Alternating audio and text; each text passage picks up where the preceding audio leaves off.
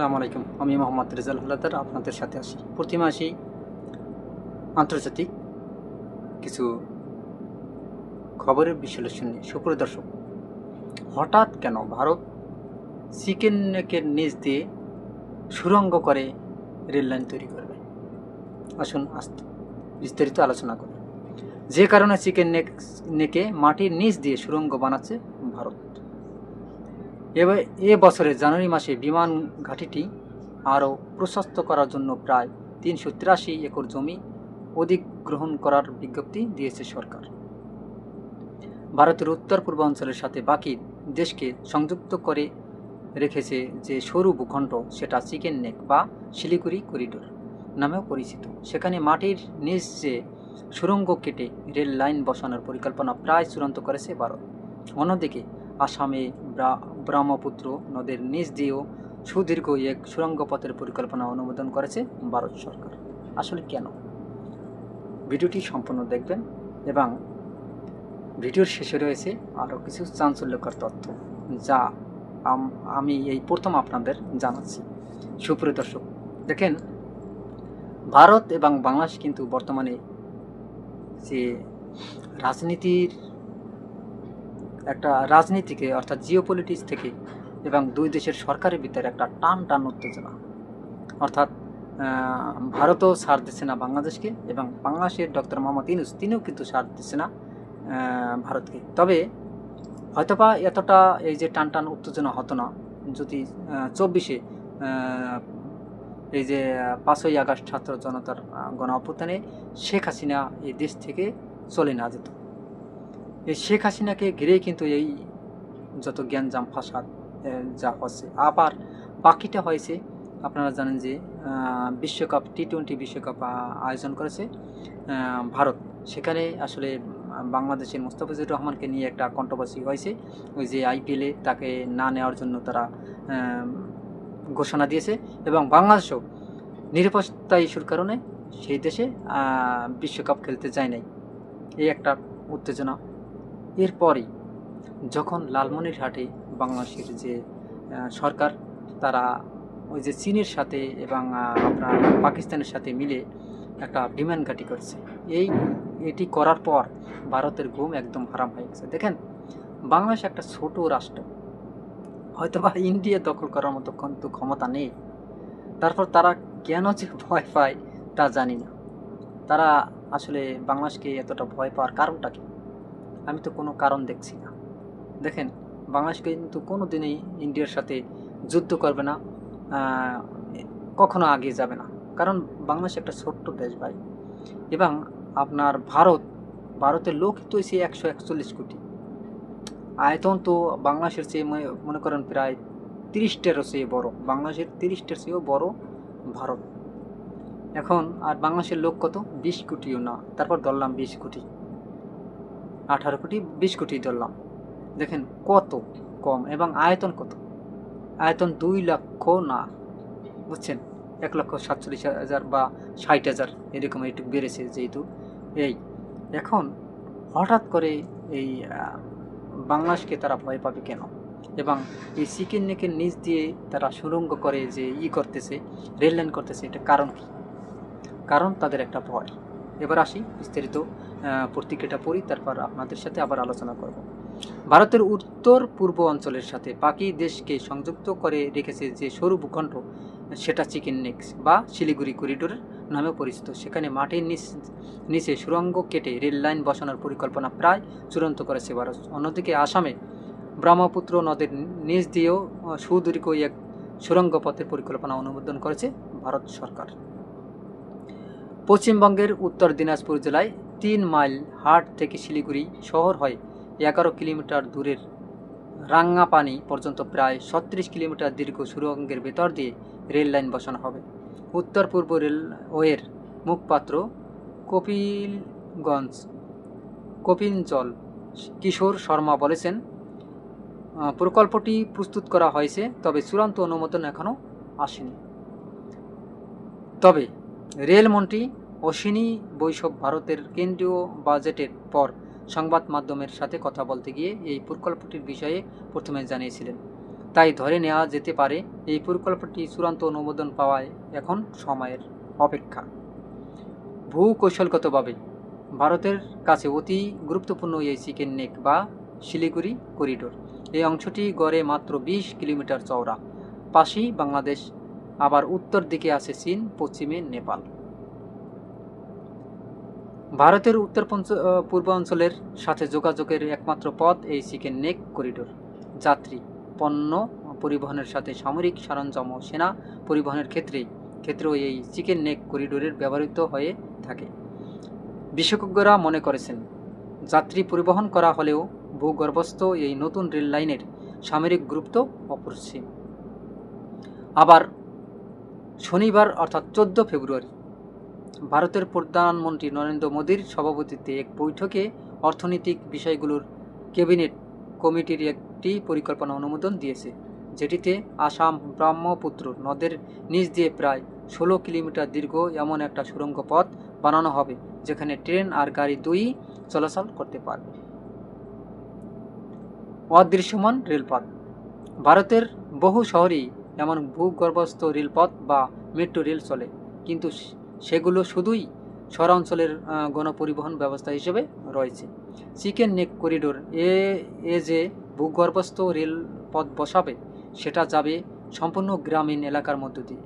Rail বিশেষজ্ঞরা বলেছেন, এরকম প্রকল্প ভারতীয় রেল এর আগে নেয়নি, যেখানে 3টি আন্তর্জাতিক সীমান্তের কাছাকাছি সুদীর্ঘ সুড়ঙ্গ কেটে রেল লাইন পাতা হবে। ভারতীয় রেলওয়ের যে এই অঞ্চলটির উত্তর পূর্ব রেলের অধীন, তারাই এই প্রকল্প বাস্তবায়ন করবে। উত্তর পূর্ব রেলের মুখ সংযোগ অধিকারী কপিলঞ্জল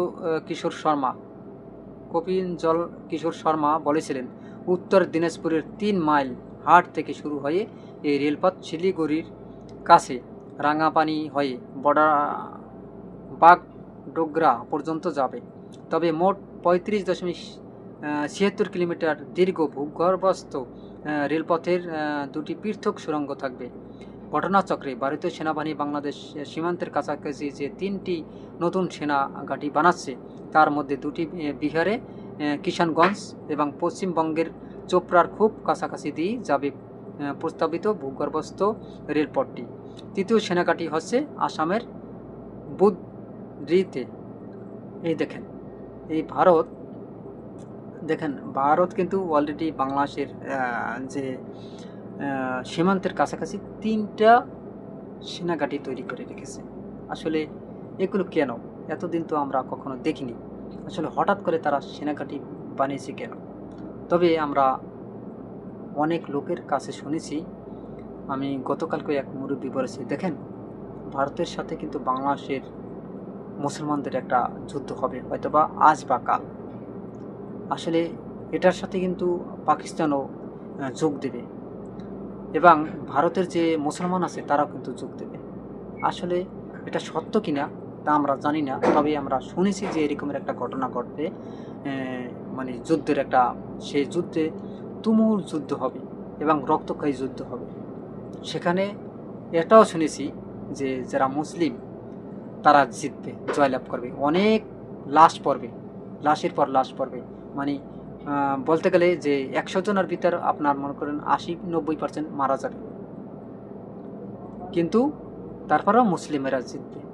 এখন এই রক্তক্ষয়ী যুদ্ধটা মানে কবে হবে সেটা কিন্তু আমরা কেউই বলতে পারি না, তবে শুনেছি যে এরকমের হবে। তবে সেটা সত্যি কিনা এটা কিন্তু একটা দেখার বিষয়। এই জন্য কিন্তু দেখেন, 3টা হঠাৎ করে আমরা আমাদের জীবনেও শুনি নেই যে বাংলাদেশের সীমান্তের দিক দিয়ে ভারতের মতো এত বড় একটা রাষ্ট্র সেনাঘাঁটি করা লাগবে বা করছে। এছাড়াও মাটির ওপার দিয়ে যে 2 লাইনের রেলপথ ইতিমধ্যে আছে, সেটিকে 4 লাইনের রেলপথে পরিবর্তিত করা হবে। কপিলজন কিশোর শর্মা বলেছিলেন, ভূগর্ভস্থ রেলপথটি এমনভাবে পরিকল্পনা করা হয়েছে যাতে কৌশলগতভাবে স্পর্শকাতর শিলিগুড়ি করিডোর দিয়ে নিরাপদে এবং নিবিচ্ছিন্নভাবে যোগাযোগ রক্ষা করা যায়। ভারতের মূল ভূখণ্ডের সাথে উত্তর পূর্বাঞ্চলীয় রাজ্যগুলির যোগাযোগ তো ওই প্রায় 22 কিলোমিটার দীর্ঘ করিডোর দিয়েই। টানেল বোরিং মেশিন দিয়ে সমান্তরাল দুটি সুড়ঙ্গ কাটা হবে। সুড়ঙ্গ তৈরি করতে যেমন ব্যবহৃত হবে অত্যাধুনিক প্রযুক্তি, তেমনি থাকবে অত্যাধুনিক যোগাযোগ ব্যবস্থাও। নেপাল, ভুটান আর বাংলাদেশের সাথে আন্তর্জাতিক সীমান্ত রয়েছে এই করিডোরের খুব কাছে। আবার প্রাকৃতিক দুর্যোগ, নিরাপত্তা সংক্রান্ত বাধা বিপত্তিও থাকে। সেদিক থেকে মাটির নিচ দিয়ে এই রেলপথ অতি গুরুত্বপূর্ণ হয়ে উঠবে। সুরক্ষিত এবং অদৃশ্যমান এই পথ দিয়ে নিরবচ্ছিন্নভাবে সেনা, সামরিক সরঞ্জাম আর প্রাকৃতিক দুর্যোগের সময়ে ত্রাণ সামগ্রী পাঠানো যাবে। আবার এই রেল লাইনের কাছেই বাগডোগরা বিমান ঘাঁটি ও বেঙ্গডুবিতে ভারতীয় সেনাবাহিনীর ৩৩ কোরের সেনা ছাউনি অবস্থিত। তাই রেল বিমান সংযোগেও সহায়তা করবে এই রেলপথ, বলেছিলেন কিশোর শর্মা। তার কথায় প্রকল্পটি ব্যয় ধরা হয়েছে আনুমানিক 12,000 কোটি ভারতীয় টাকা। তবে চূড়ান্ত অনুমোদন পেলে বোঝা যাবে ঠিক কত অর্থ দেওয়া হলো প্রকল্পটির জন্য। আমরা আশা করছি চূড়ান্ত অনুমোদন পেয়ে যাবে কৌশলগতভাবে গুরুত্বপূর্ণ এই প্রকল্পটি। কেন গুরুত্ব সামরিক পরিবহনের ওপরে? উত্তর পূর্ব রেলওয়ে মুখপাত্র কপিলঞ্জ কিশোর শর্মা জানিয়েছেন যে নতুন ভূগর্ভস্থ রেলপথ দিয়ে শুধুই সামরিক সরঞ্জাম বা সেনা সদস্যরা যাতায়াত করবেন না, সাধারণ যাত্রী ট্রেনও যাবে এই পথ দিয়ে। তবে একই সাথে তিনি বারবার গুরুত্ব দিচ্ছিলেন সেনা সদস্য ও সামরিক সরঞ্জাম পরিবহনের এই ভূগর্ভস্থ রেলপথের কৌশলগত দিক থেকে কত গুরুত্ব তার উপরে। বিশেষজ্ঞরা বলেছেন চিকেন নেক করিডোর সবসময়ই ভারতের কাছে সামরিকভাবে অতি গুরুত্বপূর্ণ এলাকা। ভারতীয় সেনাবাহিনীর অবসরপ্রাপ্ত ব্রিগেডিয়ার পুরবীর সান্যাল বলেছিলেন, আমি যখন 70-এর দশকের শেষ দিকে সিকিমের পোস্টেড ছিলাম, তখন আমাদের আকস্মিক আক্রমণের জন্য প্রস্তুতি হিসেবে পরিকল্পনা করা থাকতো যে চীন যদি ভুটান হয়ে আমাদের শিলিগুড়ি করিডোর বা চিকেন নেকে আক্রমণ চালায় তাহলে আমরা কি করব। এখন তো আবার মাঝে মাঝে বাংলাদেশকেও হুমকি দেয় শুনি যে তারা নাকি চিকেন নেক দখল করে নেবে। তিনি বলেন, তবে আমাদের সতর্ক তো থাকতেই হবে। এখন যে পরিকল্পনা করা হচ্ছে ভূগর্ভস্থ রেলপথের, সেটা অনেক আগে, অত্যন্ত 20 বছর আগেই করা উচিত ছিল। এই অঞ্চল মাটির নিচে সুড়ঙ্গ পথ দিয়ে সেনা সদস্যদের আবার সামরিক সরঞ্জাম পরিবহনের সুবিধাটাও হবে। যে কোনো ধরনের ক্ষেপণাস্ত্র নিক্ষিপ্ত হলেও এই উত্তর পূর্বাঞ্চলের সাথে রেল যোগাযোগ বিচ্ছিন্ন করতে পারবেন না শত্রু দেশ। এতটাই মোটা কংক্রিট দিয়ে বানানো হবে সুড়ঙ্গ। বুঝতে পারছেন যে শক্তিশালী যে বোমা তা মেরেও আর কি এই যে সুড়ঙ্গ যেন উচ্ছেদ করতে না পারে, এতটা শক্তিশালী করবে আর কি কংক্রিট। কৌশলগত বিষয়ক প্রতিম রঞ্জন বসু বলেছিলেন, এখন ভারত যে কোনো অবকাঠামোগত পরিকল্পনাই করছে যে সময়ে মাথায় রাখা হচ্ছে সামরিক পরিবহনের উপরে। যত টানেল হচ্ছে ভারতে, সব ক্ষেত্রেই এমনভাবে পরিকল্পনা নেওয়া হচ্ছে যাতে সৈন্যবাহিনী অত্যন্ত 30 দিন ওই সব সুড়ঙ্গের ভেতরে অবস্থান করতে পারে, আবহাওয়ার সাথে খাপ খাইয়ে নিতে পারে। তিনি বলেন, চিকেন নেক অঞ্চল দিয়েই আবার বিদ্যুৎ পরিবহনের লাইন, ইন্টারনেট কেবল, তেল আর গ্যাসের পাইপলাইন গেছে। তাই চাইলেই মাটির উপর দিয়ে নতুন রেলপথ তৈরি করা কঠিন, আবার এটা জনবহুল অঞ্চলও। অন্যদিকে ভূগর্ভস্থ রেলপথ গড়া হলে তা এতটাই সুরক্ষিত থাকবে, মোটা কংক্রিট দিয়ে ঢালাই করা হবে যে মাটির উপরে কোনো ধরনের বাধা তৈরি বা আক্রমণ হলেও মাটির নিচে নিরবিচ্ছিন্নভাবে যাতায়াত চালু থাকবে। যাত্রী পরিবহনকারী ট্রেন চললেও চিকেন নেক করিডোরের সামরিক দিক থেকেই অনেক বেশি গুরুত্বপূর্ণ, বলেছিলেন রঞ্জন বসু। ব্রহ্মপুত্রর নিচেও সুড়ঙ্গ। ভারতের অর্থনৈতিক বিষয়গুলোর ক্যাবিনেট কমিটির 14 ফেব্রুয়ারি এক বৈঠক সিদ্ধান্ত নিয়েছে যে আসামে ব্রহ্মপুত্র নদের নিচের দিয়ে প্রায় 16 কিলোমিটার দীর্ঘ 4 লেনের 2টি সমান্তরাল সুড়ঙ্গ তৈরি করা হবে। এই 2টি সমান্তরাল সুড়ঙ্গের একটি দিয়ে ট্রেন চলবে, অন্যটি থাকবে গাড়ি চলাচলের জন্য। ট্রেন পথে গহপুর, অন্যদিকে নুমালীগড় যুক্ত হবে। সরকারি বিবৃতিতে বলা হয়েছে যে বর্তমান নুমালীগড় আর গহপুরের মধ্যে 240 কিলোমিটার দূরত্বের অতিক্রম করছে, প্রায় 6 ঘন্টা সময় লাগে। এই সমস্যার সমাধান করতে প্রস্তাবিত প্রকল্প অনুযায়ী গহপুর থেকে নুমালীগড়ের মধ্যে 4 লেনের একটি নিয়ন্ত্রিত সংযোগ ব্যবস্থা করা হবে, যেখানে ব্রহ্মপুত্র নদের নিচ দিয়ে রেল এবং সড়ক সুড়ঙ্গ থাকবে। এটি হবে ভারতের প্রথম ভূগর্ভস্থ রেল ও সুড়ঙ্গ। বলা হয়েছে এই বিবৃতিতে বিশ্বের আর একটি এরকম রেল সুড়ঙ্গ আছে। এই প্রকল্পটির মোট দৈর্ঘ্য 33.7 কিলোমিটার, আর তার মধ্যে 15.79 কিলোমিটার সুড়ঙ্গ তৈরি হবে ব্রহ্মপুত্রের নিচ দিয়ে। বলা হচ্ছে প্রস্তাবটি বাস্তবায়িত হলে কৌশলগত এবং আঞ্চলিক অর্থনৈতিক উন্নয়নের গুরুত্বপূর্ণ হয়ে উঠবে এই সড়ক সুড়ঙ্গ। অন্তর্দেশীয় জলপথের বিশ্বনাথ ঘাটি আর তেজপুরকেও সংযুক্ত করবে এই নতুন সড়ক। আবার একদিকে আসামের তেজপুর ও অরুণাচল প্রদেশের ইটানগর বিমানবন্দরগুলোতে সাথেও সংযোগ থাকবে এই নতুন সংযোগ ব্যবস্থা, যেটাকে আমরা 7 সিস্টার বলি। 7 সিস্টারকে তারা একদম নিয়ন্ত্রণে নিয়ে নেবে এই সুড়ঙ্গের মাধ্যমে। তেজপুরের ভারতীয় বিমান ঘাঁটিটি চীন সীমান্তের রণকৌশলের দিক থেকে অত্যন্ত গুরুত্বপূর্ণ। এই বিমান ঘাঁটিতে ভারতের সুখোই যুদ্ধ বিমানের একটি বহর রয়েছে। এ বছরের জানুয়ারি মাসে বিমান ঘাঁটিটি আরও প্রস্তুত করার জন্য প্রায় 383 একর জমি অধিগ্রহণ করার বিজ্ঞপ্তি দিয়েছে সরকার, সূত্র বিবিসি। সুপ্রিয় দর্শক, আপনারা জানেন যে অলরেডি এই ভারত কিন্তু এই করিডোরকে অর্থাৎ বাংলাদেশের এক প্রকার ভয়, কারণ ওদিকে দেখতে আছে চীন বাংলাদেশকে কিন্তু একদম দখল করে নিয়ে বসেছে। তাদের ব্যবসা বাণিজ্য একদম বাংলাদেশে সব ঢেলে সাজাচ্ছে। ওদিকে বড় বড় প্রকল্পগুলো চীন কিন্তু বাংলাদেশকে করে দিচ্ছে। যদিও তারা টাকা নেবে, হয়তো পরে আস্তে আস্তে নেবে এবং তারাও কিছু খাবে, এটা স্বাভাবিক। তাদের অর্থ যেহেতু বাংলাদেশে করা হয়, মানে বিনিয়োগ করা হয়, তারা তো অর্থ নেবেই, এটা স্বাভাবিক।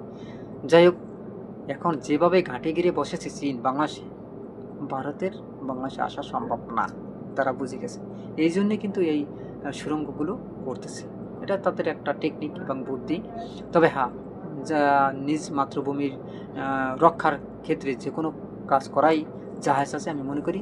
তবে সুপ্রিয় দর্শক, এরকম এই যে করিডোরের অর্থাৎ 7 সিস্টার যে যেতে ভারতের এবং বাংলাদেশের মধ্যে যে করিডোর আছে, এই করিডোরের নিচ দিয়ে যে রেলপথ এবং সুড়ঙ্গ করে নেবে, এতে কি কোনো দেশ ঝুঁকিতে পারবে, অর্থাৎ বাংলাদেশ কি ঝুঁকিতে পারবে, নাকি তাদের ইন্ডিয়ার স্বার্থেই তারা ওই সুড়ঙ্গ পথ করবে? আপনি কি মনে করেন? অবশ্যই আপনার মতামতগুলো কমেন্টে জানান এবং এরকম নিত্য নতুন ভিডিও পেতে RS বাংলা নিউজ 24-কে সাবস্ক্রাইব করুন, বেল বাটন অন করুন এবং ভিডিওটি সবাইকে দেখার সুযোগ করে দিন। লাইক ও শেয়ার করে বেশি বেশি শেয়ার করুন। আজ পর্যন্তই। আসসালামু আলাইকুম ওয়া রাহমাতুল্লাহি ওয়া বারাকাতুহু। Subscribe my channel please.